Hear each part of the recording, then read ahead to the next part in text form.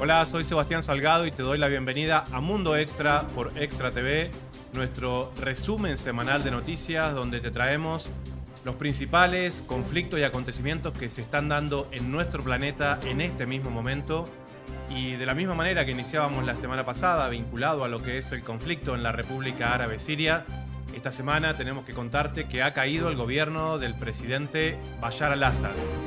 Un gobierno que tenía la continuidad política heredada de su propio padre, ha caído ante el embate de grupos terroristas financiados desde Occidente que de alguna manera ponen fin a un ciclo político que había sufrido el asedio desde lo que se conoce como la Primavera Árabe.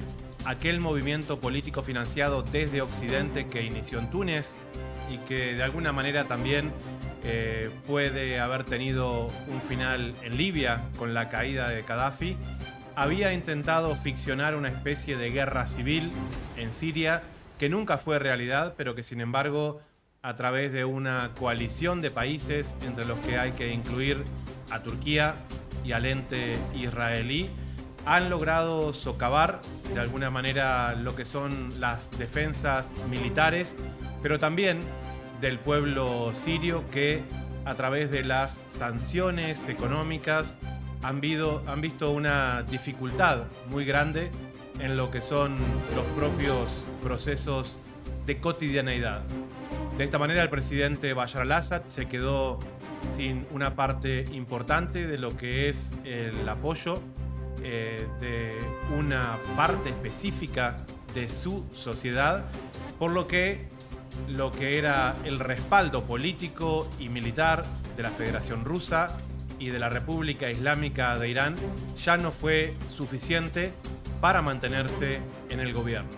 Lo que queremos traerte aquí es un resumen de imágenes y sonidos de nuestros colegas del canal Al Mayadin que de alguna manera ponen de manifiesto quiénes son los grandes ganadores en este contexto que se vieron pocas horas después con la incursión militar israelí desde ya lo que son los ocupados altos del Golán y con el bombardeo sistemático hacia toda la infraestructura y sistemas de defensas sirios que ahora ha quedado absolutamente desguarnecido y en manos de estos grupos terroristas takfiríes.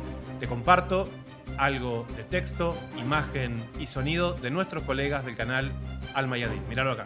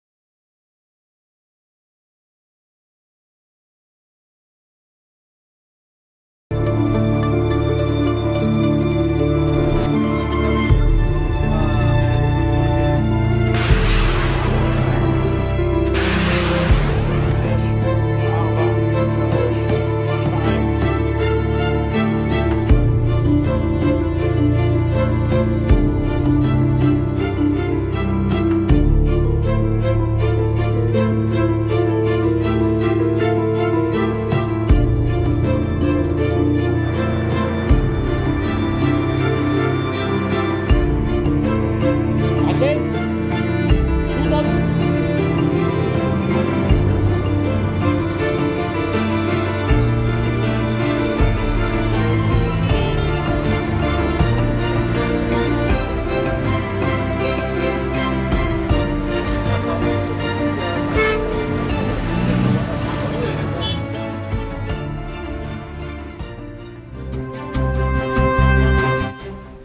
Y es que mucho se ha especulado sobre lo que serán las futuras acciones de algunos gobiernos que habían sido aliados incondicionales hasta este momento del gobierno del ahora expresidente Bashar al-Assad.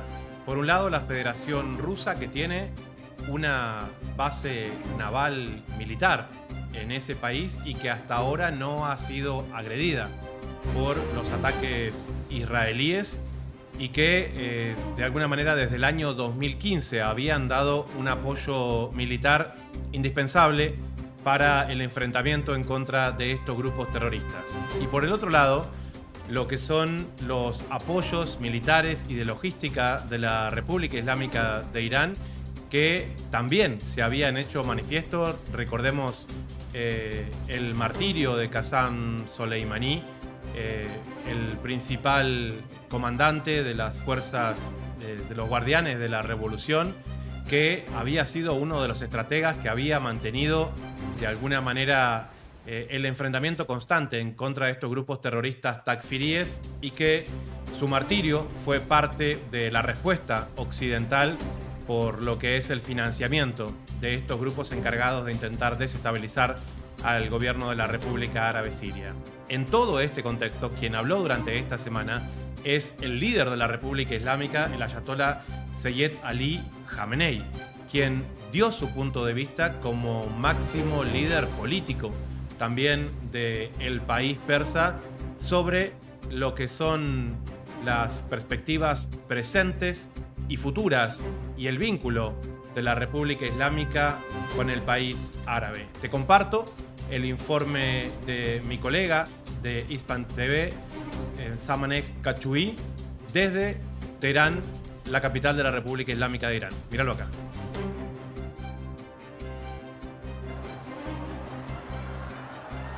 Miles de personas se congregaron este miércoles en Hosseini Imam Khomeini, el lugar de encuentros del líder de la Revolución Islámica de Irán.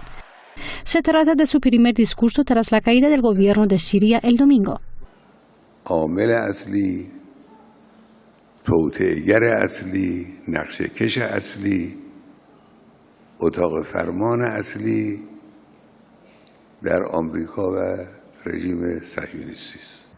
El líder ha aludido a las evidencias de este plan conjunto, incluidos los bombardeos del régimen israelí y Estados Unidos contra infraestructuras en Siria. No obstante, asegura que las zonas ocupadas en el país árabe serán liberadas por los jóvenes sirios. جاپای آمریکا هم قرص نخواهد شد به توفیق الهی، با حول و قوه الهی. آمریکا هم به وسیله جبهه مقاومت از منطقه اخراج خواهد شد.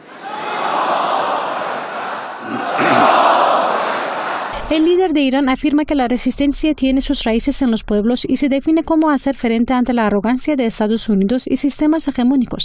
Refuta los análisis de algunos que sugieren un supuesto debilitamiento de Irán debido a las presiones que enfrenta el eje de la resistencia. جبهه مقاومت اینه، هرچی فشار بیارید محکم‌تر میشه، هرچی جنایت کنید پر انگیزه تر میشه، هرچی با اونها بجنگید گسترده تر میشه. و من به شما عرض میکنم به حول و قوه الهی گستره مقاومت بیش از گذشته تمام منطقه رو فرا خواهد گرفت. El ayatolá Khamenei se refirió a la presencia de Irán en Siria e Irak. Dijo que eran en función de asesoramiento a petición de sus respectivos gobiernos, así como impedir la expansión de la inseguridad en la región. داعش یعنی بمب ناامنی. داعش به معنای این بود که عراق رو ناامن کنه، سوریه رو ناامن کنه، منطقه رو ناامن کنه، بعد به نقطه اصلی و هدف نهایی یعنی جمهوری اسلامی ایران بیاد، جمهوری اسلامی ایران رو ناامن کنه. Las palabras del líder fueron motivadoras, especialmente para iraníes que se habían esforzado en limpiar la zona del terrorismo, incluido de Daesh en los años 2011 a 2020. Mi esposo fue a Siria no solo para defender el mausoleo de la familia del profeta del Islam, sino para defender el Corán y a una gran sociedad humana frente al genocidio del pueblo por parte de terroristas sanguinarios. Se preserva por siempre el valor de la sangre derramada en este camino. Nuestro objetivo era la lucha contra la blasfemia y la corrupción del Daesh. En aquel entonces había que hacerlo. He perdido mi pierna por la revolución y el Islam, y haré más sacrificios en este camino. Miles de personas se reunieron este miércoles con el líder de la revolución islámica, donde el Ayatollah Khamenei ofreció un importante discurso sobre los recientes acontecimientos en la región de Asia Occidental, especialmente en Siria, y también sobre el futuro del eje de resistencia. Samane Kachui, Ispan TV, Teherán.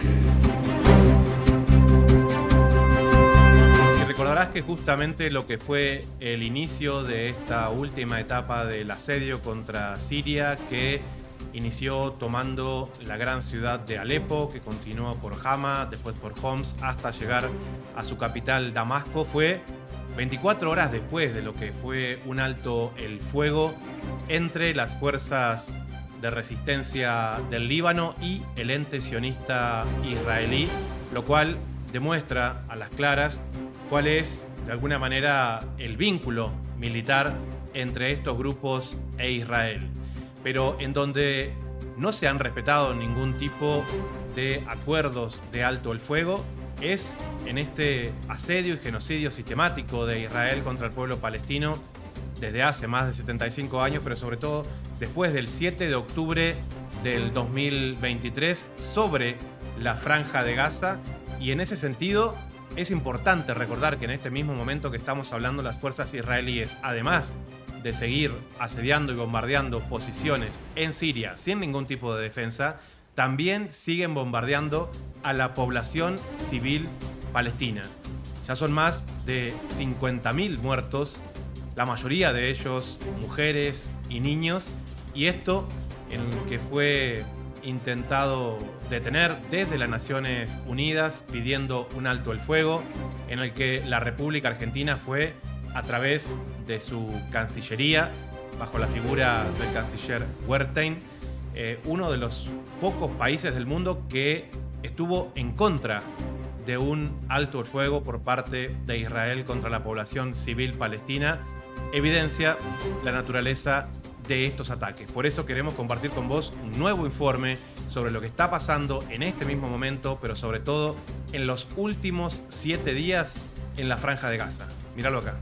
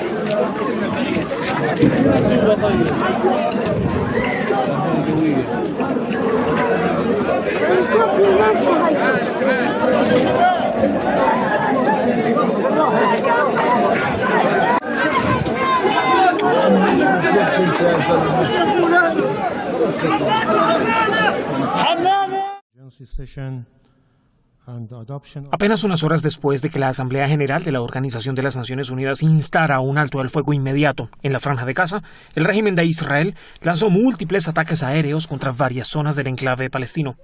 La Agencia de Defensa Civil de Gaza informó que los bombardeos de este jueves cobraron la vida de al menos 35 palestinos, incluidos 12 agentes encargados de asegurar los camiones de ayuda humanitaria, 7 de ellos en Rafah y otros 5 en Han Yunis. Estas personas que fueron martirizadas eran individuos nobles del pueblo. Trabajaban con el fin de asegurar la llegada de comida a la gente para aliviar su hambre, para evitar una hambruna que está matando a los ancianos y a los niños. Entre ellos estaban mi hijo y mi yerno. Parece que las fuerzas de ocupación los estaban esperando. Los atacaron y todos fueron martirizados. También Una casa que albergaba a palestinos desplazados fue alcanzada por un cohete israelí en el oeste del campamento de Nuseirat, en el centro de la Franja de Gaza. Como resultado, murieron otros 15 palestinos. La gente estaba durmiendo y solo vimos caer un cohete. Apuntaba a personas desplazadas e inocentes. Solo oímos gritos. Todos murieron, nadie sobrevivió. Entre ellos también había un niño pequeño. Era una familia pacífica, sin afiliación a ninguna facción, sin conocimiento de nada y sin conexión con ningún grupo de resistencia. Había sido desplazada varias veces. Todos fueron atacados sin cometer ningún delito. Entre ellos habían niños y jóvenes. Asimismo, el norte de Gaza sigue siendo blanco de una intensa operación militar de Israel. Las imágenes muestran una densa columna de humo saliendo de los edificios destruidos. Este jueves mataron al menos a 5 personas allí y el miércoles al menos 22 miembros de una misma familia murieron por un bombardeo israelí contra una vivienda en Beit Lahia. Hacemos un llamado a los pueblos libres del mundo para que nos apoyen y pongan fin a estas masacres diarias que han estado ocurriendo durante 1 año y 3 meses. Estas personas son inocentes, son civiles, no tienen nada que ver con esta guerra. Esta no es una guerra entre 2 ejércitos, sino una guerra armada con aviones y apoyo occidental contra un pueblo indefenso que no posee nada. En ninguna parte de Gaza hay seguridad. Según el Ministerio de Salud del enclave, desde el inicio de la guerra genocida, el 7 de octubre de 2023, Israel ha asesinado a más de 44.835 palestinos y herido a unas 106.000 personas en ese territorio. Juan Carlos Rosso con información de Hayam Shokri, Hispan TV Noticias. Y otro de los grandes temas vinculados a esta semana tiene relación con lo que es, por un lado, el final del gobierno de Joe Biden en los Estados Unidos y las acciones de la OTAN en territorio ucraniano contra la Federación Rusa. Y es que, una vez más, se dieron las indicaciones para la utilización de los misiles balísticos de industria estadounidense ATACMS en contra de territorio ruso, en este caso en contra de un aeropuerto militar cercano a la ciudad de Rostov del Don, que lleva justamente ese nombre por su cercanía a ese río, el río Don, que ha marcado a las claras el intento de socavar la posibilidad de negociaciones de paz en lo que será el futuro y cercano ya gobierno de Donald Trump.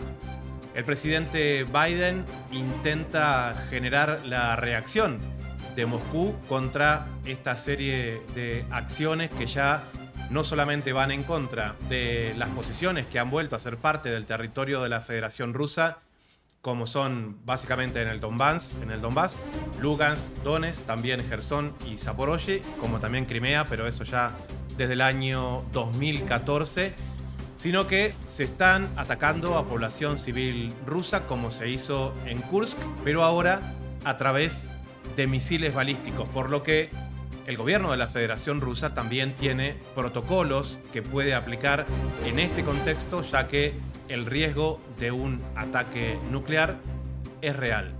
Te comparto el informe y análisis que hicimos con los colegas del canal RT desde Moscú en idioma español y te lo presento acá.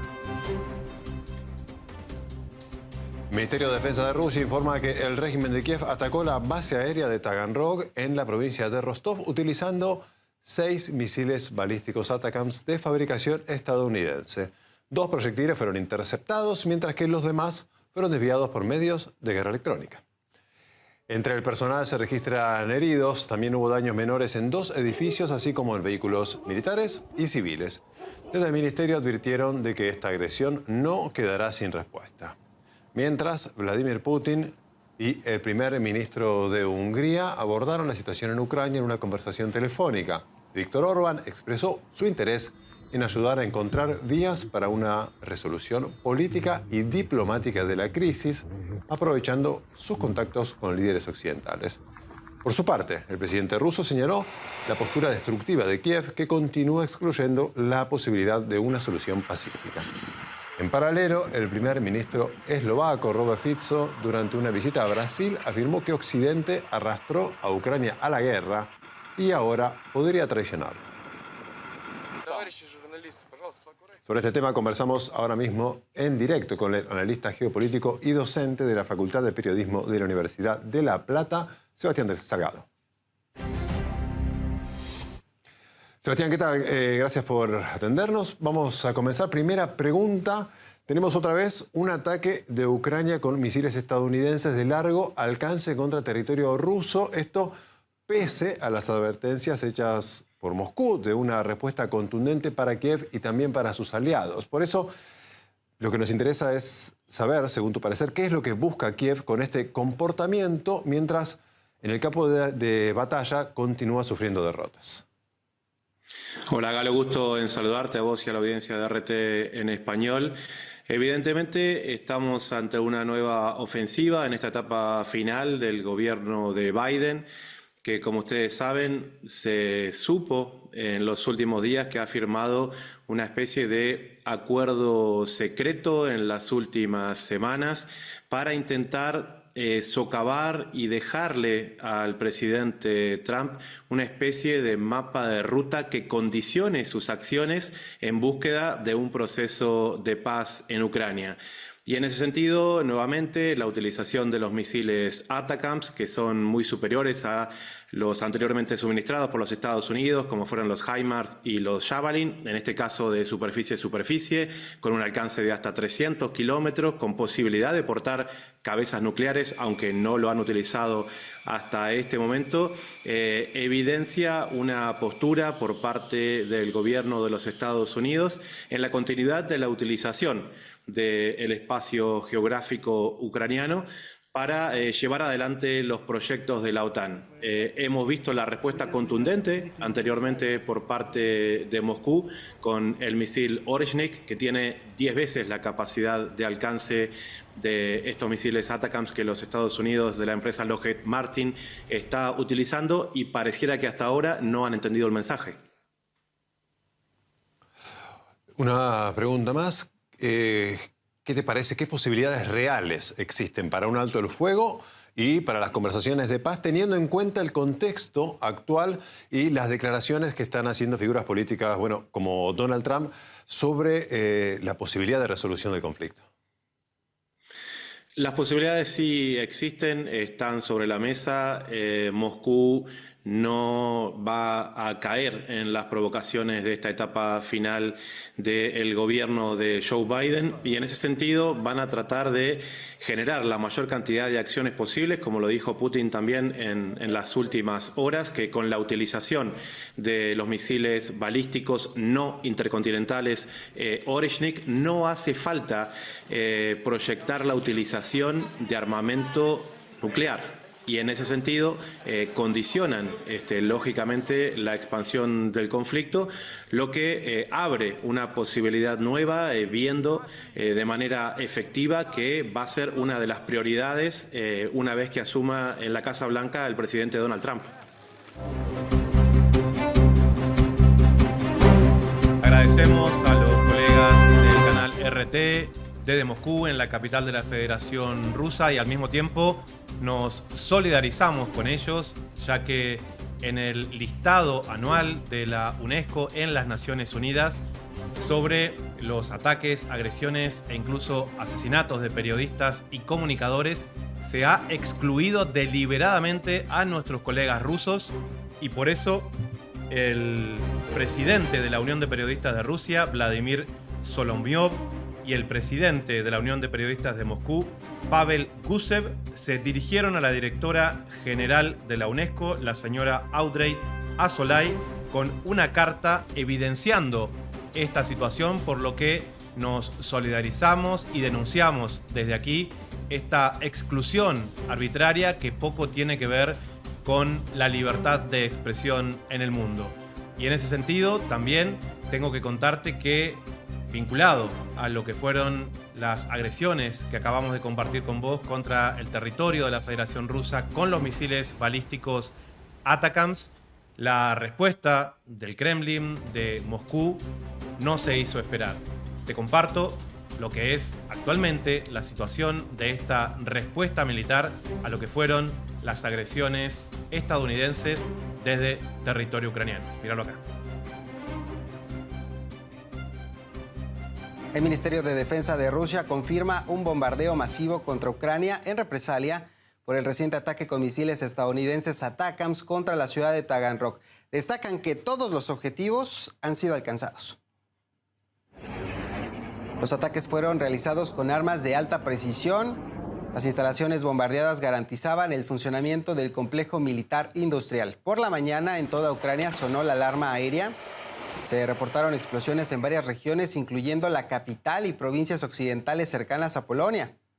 El régimen de Zelensky lo calificó como uno de los ataques más masivos contra la infraestructura energética del país. Mientras tanto, desde Moscú reaccionaron a las recientes declaraciones de Donald Trump de que los ataques contra el territorio ruso con misiles de fabricación estadounidense no hacen sino empeorar el conflicto.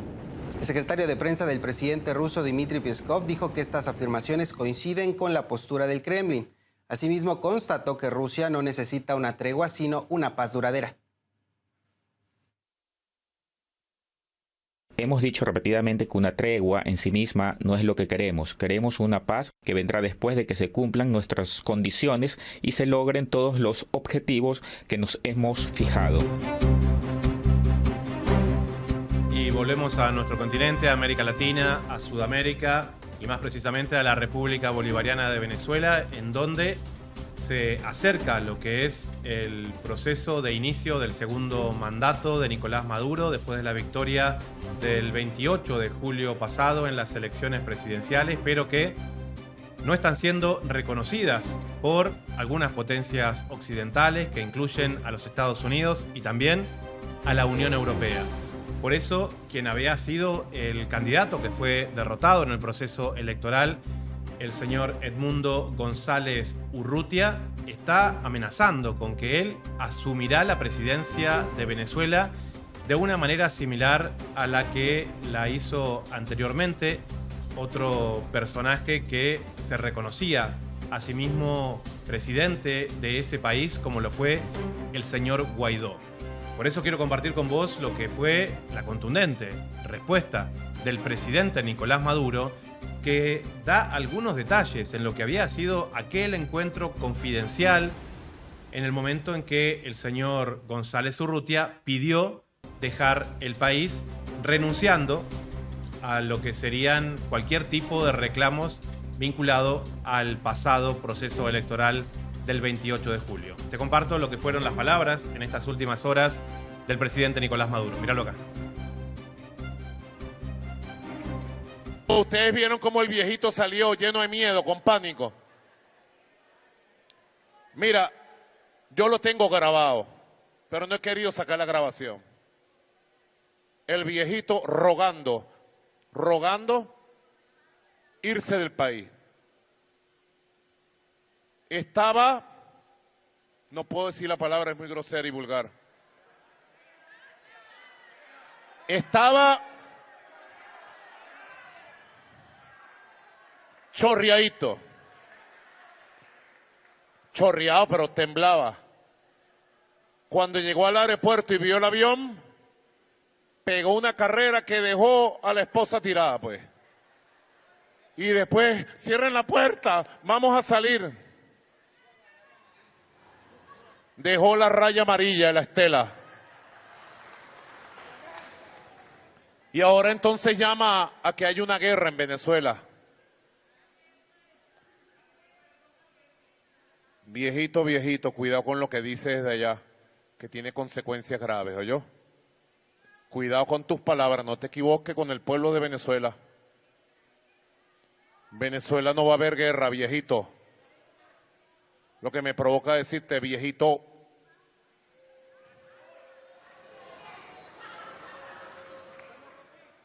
Viejito, C-Ñ-M.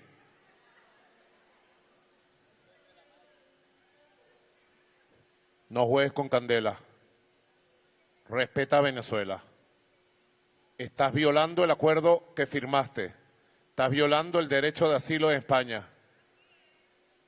Deja de estar llamando a una guerra civil en Venezuela. Pero yo sí lo que le puedo decir a ustedes es que en Venezuela, en estas Navidades, en enero, el 10 de enero y después del 10 de enero, lo que va a haber es Paz y pueblo movilizado en la calle. Paz y constitución. Paz y legalidad. Paz y orden. Paz y unión nacional. Paz. Paz. Paz.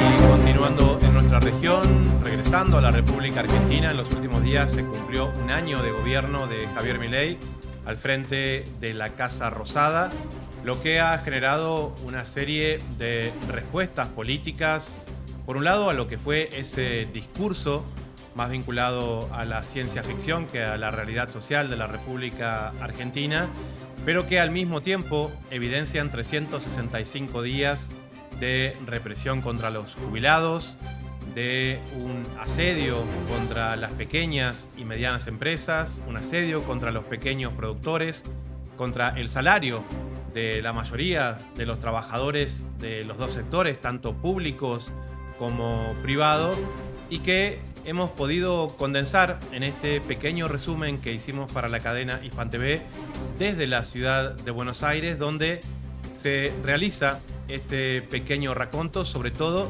en el contexto en que un senador vinculado a La Libertad Avanza ha sido detenido en el Paraguay con más de $200.000 que no ha podido justificar hasta este momento en lo que sería su quinto viaje al Paraguay, por lo que podemos llegar a deducir qué es lo que había llevado también en sus anteriores viajes. Lo importante vinculado a esto, más allá de la destitución que se promulgó ayer en el Congreso de la República Argentina de este senador que permanece en el Paraguay, está vinculado a que ese voto decidió lo que fue el último decreto de necesidad y urgencia que fue aprobado por el Congreso argentino, conocido como la Ley de Base, por lo que muchos diputados y senadores de la oposición en este momento están diciendo que se evidencia que la aprobación de la Ley de Bases en el Congreso argentino sería inconstitucional. Te comparto este pequeño informe de Hispan TV sobre el primer año de Javier Milei en la Casa Rosada. Se cumple un año del gobierno de Javier Milei y los productores de yerba mate, un producto que es parte de la cultura argentina, son el reflejo de esta realidad. ¿Por qué vinieron a protestar hoy a Buenos Aires? En primer lugar, por el sometimiento que tuvimos desde después del DNU para acá, a la pobreza de los 50.000 familias de la actividad yerbatera que vivimos directamente. Y cuando hablamos de 50.000 familias están los agricultores, los trabajadores y las pequeñas industrias. ¿Por qué? Porque nos desregulan el INIM, Instituto Nacional de la Yerba Mate, no ponen un presidente que tiene que nombrar nación y nos dejan al abismo del poder de la gran industria. Una caída exponencial del poder adquisitivo que controla la inflación por la falta de consumo. La inflación ahora en estos meses está a la baja, pero con salarios que se han destruido totalmente y que han perdido al menos un 30% del poder adquisitivo. Entonces una inflación que es del 2%, si se suma el 30% de la pérdida del salario, en realidad es una inflación mensual casi del 32%. También vemos la destrucción del empleo con más de 260.000 empleos, miles de empresas, sobre todo pymes que se han cerrado, miles de destrucciones de los derechos de los trabajadores y sobre todo la arremetida sobre los sectores más vulnerables, como es el caso de los jubilados. Una realidad donde el gobierno sentencia a los jubilados a optar entre comer o comprar sus medicamentos, pero también a los niños a no tener acceso a los nutrientes básicos para su desarrollo, y la solidaridad aparece como la única opción.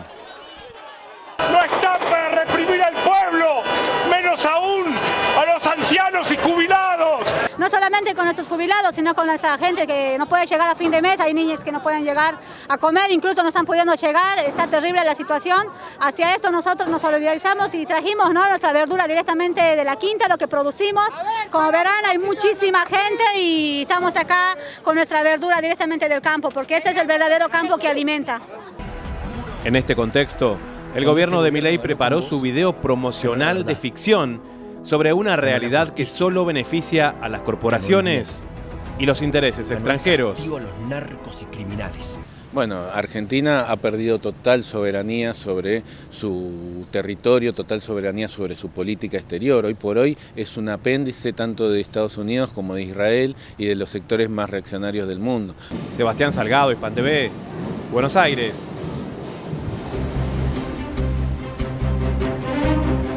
Mucho se habla de las Coreas, pero sobre todo se le ha dado una connotación extremadamente negativa a la República Popular Democrática de Corea, conocida como Corea del Norte. Pero poco se ha conocido sobre la situación social real de su vecina Corea del Sur, en donde existe una injerencia occidental notable al punto de que existen ahí una serie de bases estadounidenses que generan una inestabilidad a la paz de la región. Por eso quiero compartir con vos algo de lo que ha estado pasando en las últimas semanas, donde cada vez son más crecientes las protestas que piden la renuncia del presidente de ese país, que en un primer momento había pedido una especie de toque de queda para impedir la protesta social, que después tuvo que retractarse y que ahora está pidiendo alguna especie de ayuda política desde Occidente para intentar salvaguardar el futuro de ese gobierno. Te comparto aquí lo que es el informe de la televisión española desde Seúl. Mirá. Y en Corea del Sur, lo decíamos al inicio, ha fracasado esa votación para destituir al presidente. Los diputados del partido del gobierno han boicoteado la moción de censura. La oposición ha anunciado que va a proponer una nueva votación esta semana. Mientras tanto, en la calle, miles de personas siguen reclamando que dimita. Después de que los diputados del Partido del Poder Popular en el Gobierno hayan abandonado la Asamblea Nacional antes de la votación de la moción de censura contra el presidente Yoon, se abre en Corea del Sur un periodo de enorme incertidumbre. Decenas de miles de personas, 200.000 según la policía, han tomado las calles en torno al Parlamento, que está aquí enfrente de nosotros, y están pidiendo su dimisión. Gritan impeachment y piden que el presidente se vaya. La situación es muy delicada y muy incierta. No se sabe lo que puede pasar con toda esta presión popular en la calle. Lo siento, se disculpa el presidente Yoon Suk-yeol. Su discurso dura apenas 2 minutos. Reconoce haber declarado la ley marcial por desesperación, pero no dimite, y sus disculpas llegan tarde. Decenas de miles de surcoreanos acuden a las puertas del Parlamento para pedir a los diputados que voten a favor de la moción de censura. Esta situación evoca 3 aspectos: golpe de Estado, traición y guerra civil. Nos explica el veterano analista político Kim Gap-soo frente a la Asamblea Nacional. Despliegue policial sin precedentes. El cordón se amplía ante la llegada masiva de manifestantes. Dentro del Parlamento, el ambiente se caldea. Antes de la votación, los diputados del Partido del Poder Popular en el Gobierno la boicotean abandonando la Cámara. Todos menos uno. En la calle, la rabia crece y los manifestantes gritan impeachment. No puede entender que nuestros representantes nos fallen cuando hay tanta gente pidiendo lo mismo, se indigna Kim Ji-yeon. Así celebran que otros 2 diputados conservadores regresen para votar, pero hacen falta 8 votos de su formación para que la moción prospere. Espero que podamos destituir al presidente, pero me temo que hoy no va a ocurrir, así que seguiremos en las calles, nos dice Kein Che. La votación se anula por falta de quórum. Entre la multitud, más rabia y decepción. Y cuando pensamos en nuestra región, pensamos en América Latina, pero también en el Caribe, y sobre todo en una de esas islas que han sido emblemáticas vinculadas a los procesos culturales y de paz, como es la Jamaica de Bob Marley. Una isla extremadamente bella en donde acuden miles y miles de turistas desde todo el mundo, pero que sin embargo conlleva en lo que es todavía su actual legislación y constitución una serie de leyes que van en contra del uso de las propias costas de esa isla de su población, ya que la mayoría de lo que son las franjas costeras pertenecen a sectores privados vinculados a las grandes cadenas de hoteles, y existe un creciente enojo contra estas acciones por parte de grupos que intentan visibilizar esta situación. Nuestros colegas del canal Al Jazeera en español han hecho un muy buen informe de lo que ahí está pasando, que vislumbra lo que son los resabios coloniales británicos en contra de la población jamaiquina, que se ven expresados en la actualidad prácticamente con la imposibilidad de algunos sectores de acceder al mar. Míralo acá.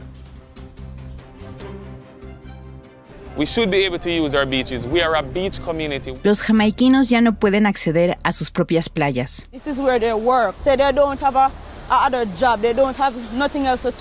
Los turistas pueden pagar para obtener acceso exclusivo a las playas en resorts todo incluido, mientras que el jamaiquino promedio está siendo cada vez más excluido de ellas.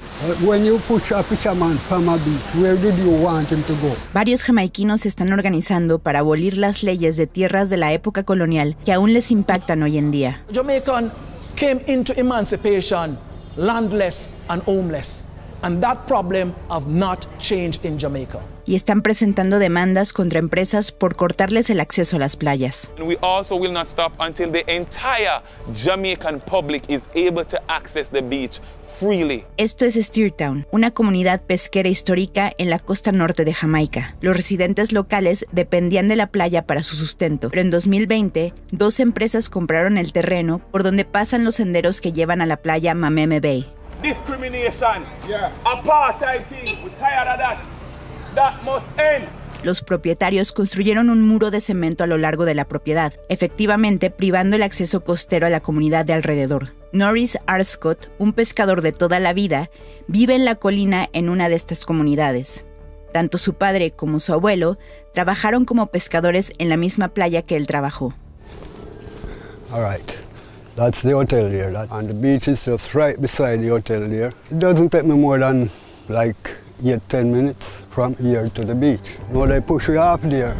Now I had to do 10 miles each morning to do my fishing work. Una de las empresas anunció su plan de construir un resort de 250 habitaciones en el terreno frente a la playa de Mameme Bay. Se ubicará junto a 2 otros resorts, todo incluido, que ya bloquean el acceso a la costa. Según los cálculos de los grupos de activismo locales, menos del 1% de la costa de Jamaica es accesible para el público. Those beaches was like our playground. The culture was all togetherness. All fishermen, all children, everybody was together. Normalmente a los pescadores como Norris no les llegan las ventajas de sus ingresos turísticos. They are pushing us back. This colonial system is coming right back at us. I'm sick and I'm tired. I've been in this kind of life. Hay aproximadamente 74 playas públicas en la isla, pero muchas de ellas están en mal estado, cobran tarifas diarias de uso o son difíciles de acceder sin un vehículo. Damien Combs vive en Steertown, cerca de donde vive Norris. Desde que se bloqueó el acceso a la playa, ha visto cómo sus vecinos pierden toda su fuente de ingresos. The thing that the government will tell you, and these hotels, that they create jobs. They create jobs, but what kind of jobs? You have all your independent people that did their own independent work and created their jobs that have lost those jobs. Una organización social de base llamada Yabem ha comenzado a organizar comunidades como la de Damien para luchar por el acceso a la playa. Yabem ayuda a las comunidades con activismo, como la organización de esta protesta y los intentos de conseguir acceso a la playa en los tribunales.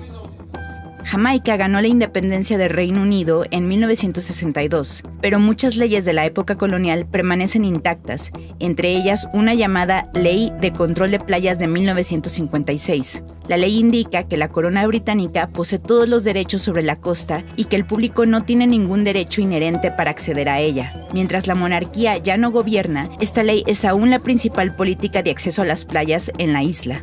Así que legalmente a los jamaiquinos aún no se les garantiza el derecho a acceder a la playa. And we have a slogan in Jamaica, one love. But where is the one love for the Jamaicans? By our government. Devin Taylor es el presidente de Yabem, o el Movimiento Medioambiental por el Derecho Ancestral a las Playas de Jamaica. Empezó la organización en 2022, después de que su ciudad natal fuera aislada de la costa. We want the decolonization of this land.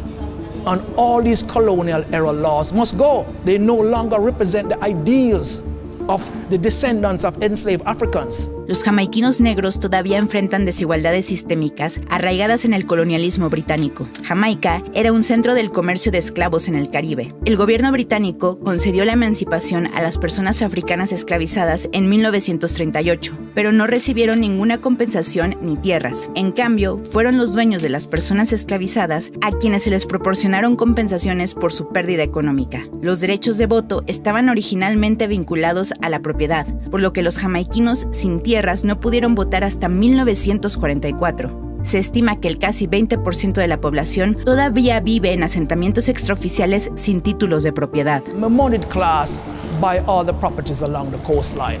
They're allowed to fence their property, so money that would have spent in communities no longer. It stays into multinational corporation that then leaves Jamaica. El Caribe es la región más dependiente del turismo en el mundo, pero según la ONU, aproximadamente el 80% de todos los ingresos turísticos en el Caribe terminan saliendo de la región. Esto lo vivió Shanika Taylor en carne propia, quien vende recuerditos y comida en la playa de uno de estos resorts en Cooper's Pen. They don't tell the tourists about us because the hotel have their own gift shops. Shanika y sus compañeros vendedores montan puestos improvisados enfrente de la obra de un nuevo resort, pero una vez que el resort esté construido, probablemente ya no tengan dónde vender. So we're gonna have to move, and we don't know where to. La industria del turismo constituye aproximadamente el 20% del PIB del país, pero el ministro de Turismo también reconoció que el sector es conocido por los trabajos de salario bajo y de baja cualificación que proporcionan poca seguridad económica. So the rules are 2 persons on the beach at a time, 20 minutes apiece. We're not supposed to go to the tourists where they're sitting. We have to stay at a distance. We have to call them to come to us. And sometimes they tell us we have to go in the water to walk. Mientras todos dependen de su ingreso de la venta a los turistas, las condiciones a las que se enfrentan para hacerlo van empeorando. Ya no hay un camino directo hacia la playa, por lo que caminan a través de los manglares para llegar ahí. So this is our path. This is where we walk. It's scary sometimes because we have to step in the water to get onto the beach. It would be all like there. Swamp, big swamp, you know? Actualmente, Yabem está ayudando a demandar a las empresas y agencias del gobierno que han cortado el acceso a las comunidades a la playa. Tiene 3 casos activos en los tribunales y tiene 17 más que planea presentar en un futuro cercano. Norris y Damien son demandantes en uno de estos casos. We are suing to get access to our beaches. We're not trying to tear down the development or tear down the commercialization or the building space. Ellos armaron el caso en torno a otra ley colonial llamada la Ley de Prescripción. La ley dicta que los miembros del público pueden seguir accediendo a una playa si pueden demostrar que la utilizaron para pescar, bañarse o disfrutarla por 20 años sin interrupción. What we're saying is that we've always had access to this beach. Our ancestors accessed this beach. We are a beach community. We are beach people. We want to change it legislatively. We want it to be constitutionally enshrined that everyone in Jamaica have a general and unfettered rights to use our beaches. We need a new model, a new framework, and we're asking for that, and we will not stop until we get that. Realmente indignante la situación de los jamaiquinos en su propia isla con estos resabios coloniales que les impiden acceder a esas bellísimas costas del Caribe. Por eso, si te gusta lo que es esa geografía, el mar, la playa, pero también la historia y la cultura, quiero contarte que ya tenemos fecha para lo que va a ser nuestro viaje a la mayor de las Antillas caribeñas, como es la República de Cuba. Para el próximo 10 de abril de este 2025 estaremos partiendo desde diferentes lugares de América Latina y otras regiones para encontrarnos en La Habana y recorrer toda la isla, desde La Habana hasta Santiago por tierra, recorriendo las principales ciudades y lógicamente generando una acción política a través del turismo para aquellos países de nuestra región que están siendo bloqueados económicamente y generar un aporte desde las posibilidades que la visita nos da en ese sentido. Y al mismo tiempo quiero contarte también que esos puentes culturales también se dan entre nuestra región y la República Popular China, en este caso a través del cine. Y es que se ha generado el premio Coco de Oro, fíjate vos, en el 6º Festival Internacional de Cine de la isla de Hainan, en China, y la particularidad que tiene este concurso es que se está dando solamente para cine realizado en idioma español. Y en ese contexto también está compitiendo la película argentina Trenkelauken, y su directora de alguna manera está siendo al mismo tiempo parte del jurado que está seleccionando las mejores películas que ahí se están proyectando. Te comparto este informe que a través del cine vincula a lo que es la cultura hispanoparlante con la República Popular China. Míralo acá. Organizada por el Grupo de Medios de China en colaboración con el Gobierno Popular Provincial de Hainan, la Semana de Cine Español se lleva a cabo en varios cines de Sanya, ciudad anfitriona del 6º Festival Internacional de Cine de la isla de Hainan.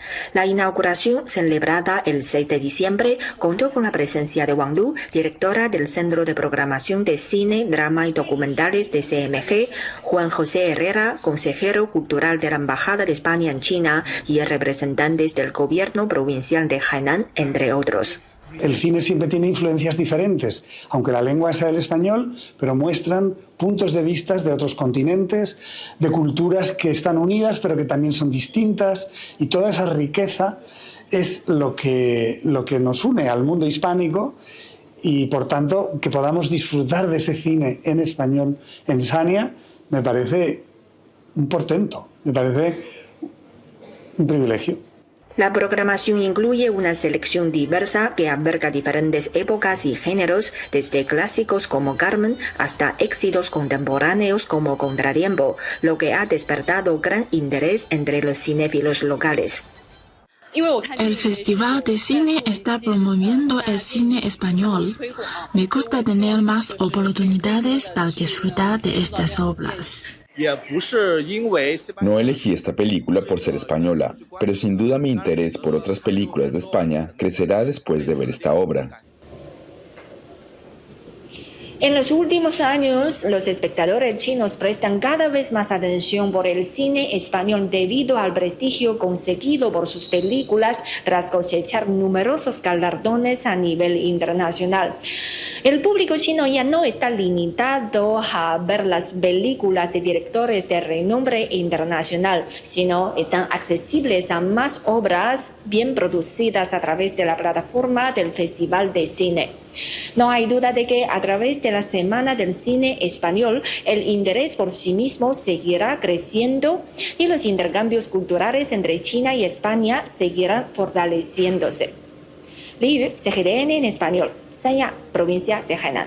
Me gusta mucho el trabajo de jurado, pese a que es un poco difícil, me gusta sobre todo porque no puedo en mi vida cotidiana, por cuestiones domésticas y laborales, ver 4 películas por día. Hace muchos años que no puedo. Entonces es una instancia de estar mucho tiempo encerrada en el cine y eso está buenísimo. Y por otro lado, al salir, ver algo tan distinto al día a día en Argentina, ver otro paisaje, otras cosas, otra gente, otro idioma, hay algo de eso que es también es una experiencia muy extraña y muy fantástica también.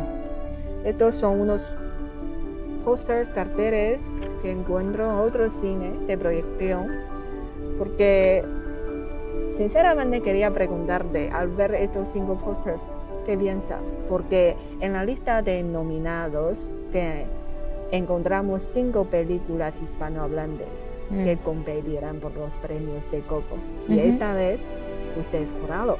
Sí, sí. Bueno, siempre es buenísimo, siempre eso es recibido con mucha alegría. Lamentablemente no hay muchas películas argentinas, casi diría que no hay. Hay una coproducción, creo, un documental. Con Estados Unidos. Claro, o con Estados Unidos.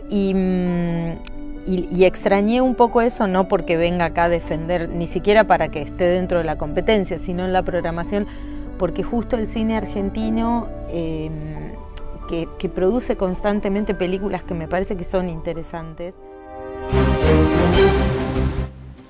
Quiero agradecerte por haber compartido este espacio con nosotros, que es Mundo Extra, por Extra TV. Recordarte de que si estás en Buenos Aires y no podés verlo a través de tu sistema de cable, te pases a Telecentro, donde sí vas a poder verlo en la tele.